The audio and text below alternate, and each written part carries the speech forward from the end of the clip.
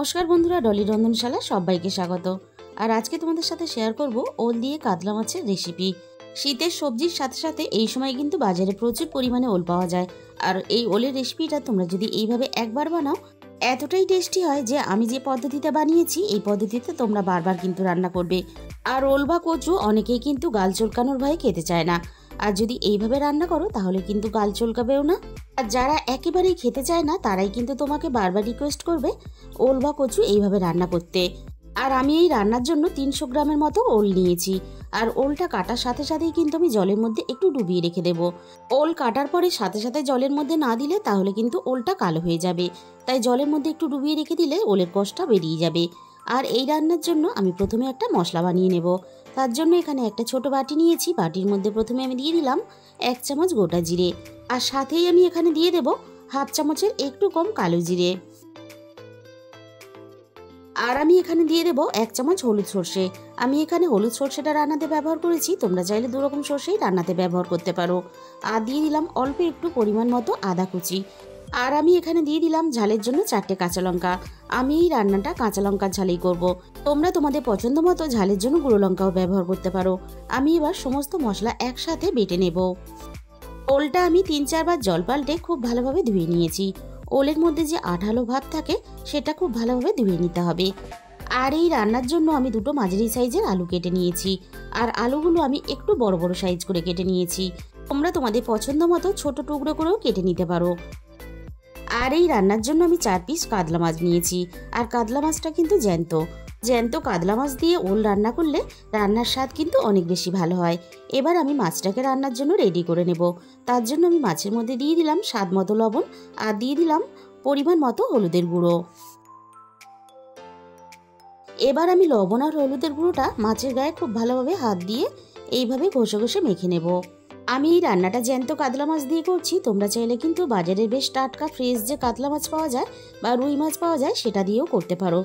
তাহলে চলো রান্নাটা আমি কিভাবে করেছি সেটা দেখে নেওয়া যাক।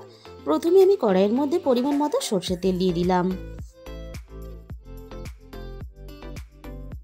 তেলটা এবার আমি খুব ভালোভাবে প্রথমে হাই হিটে গরম করে নেব।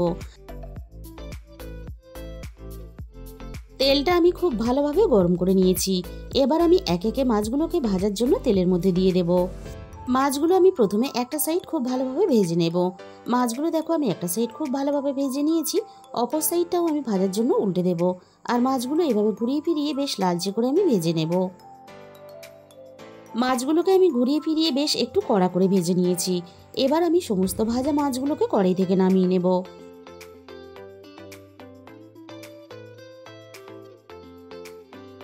এবার আমি এই একই তেলের মধ্যে কেটে রাখা আলুগুলোকে ভাজার জন্য দিয়ে দেব।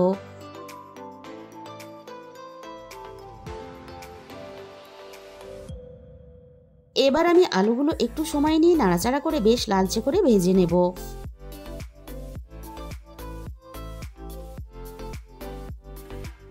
আলুগুলো আমি প্রথমে খুব ভালোভাবে ভেজে নিলাম, এর থেকে আমি আর বেশি ভাজবো না। এবার আমি আলুর সাথে কেটে রাখা ওলটাকে ভাজার জন্য দিয়ে দিলাম।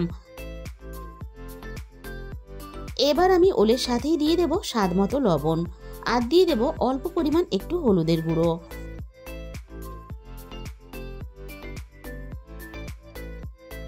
আমি ওল আর আলু একসাথেই ভেজে রান্নাটা করব। তোমরা চাইলে আলাদা করে ভেজেও রান্নাটা করতে পারো। আমি আলুর সাথে ওলটাকে নাড়াচাড়া করে একটু ভেজে নেব। ওল আর আলু একসাথে নাড়াচাড়া করে ওলটা আমি মিনিট 6-7 মতো ভেজে নিয়েছি। আর বন্ধুরা, আমি যে রান্নাতে ওলটা ব্যবহার করেছি এই ওলটা কিন্তু আমাদের গাছের ওল। আর আমি যদি কখনো সুযোগ পাই কেমনভাবে ওল চাষ করা হয় তোমাদের আমি দেখিয়ে দেব। এবার আমি সমস্ত ভাজা ওল আর আলু একসাথে কড়াই থেকে নামিয়ে নিলাম। আমি আবারও কড়াইয়ের মধ্যে প্রয়োজন মতো একটু সর্ষের তেল দিয়ে দিলাম।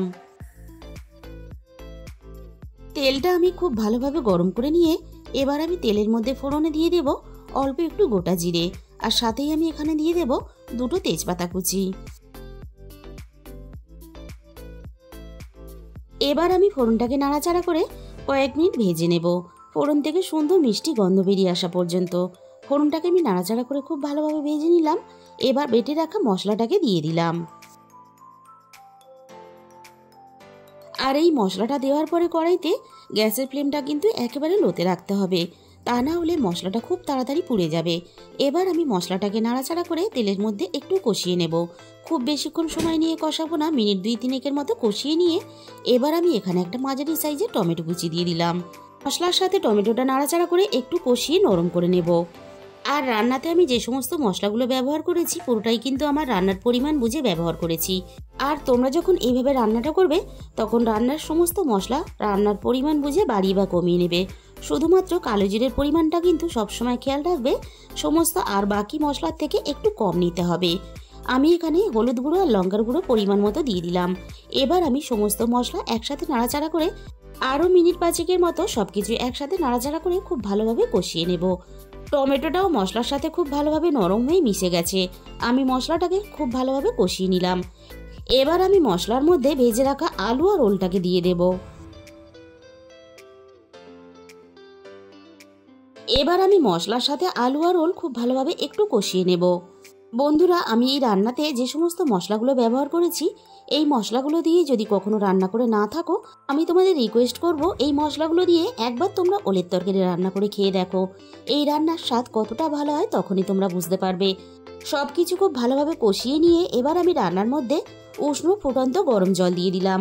আর ওল রান্নাতে গরম জল ব্যবহার করলে তাহলে যেমন গলা চুলকানোর কোনো ভয় থাকবে না, আর তেমনই কিন্তু ওলটা খুব সুন্দরভাবে তাড়াতাড়ি সিদ্ধ হয়ে যাবে।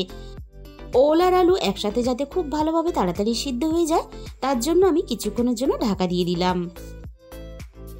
মিনিট 20 মতো আমি রান্নাটা করে নিয়েছি। এবার আমি কড়াইয়ের ঢাকাটাকে সরিয়ে নিলাম। আবারও আমি রান্নাটাকে একটু নাড়াচাড়া করে নেব আর দেখে নেব আলু আর ওল খুব ভালোভাবে সিদ্ধ হয়েছে কিনা।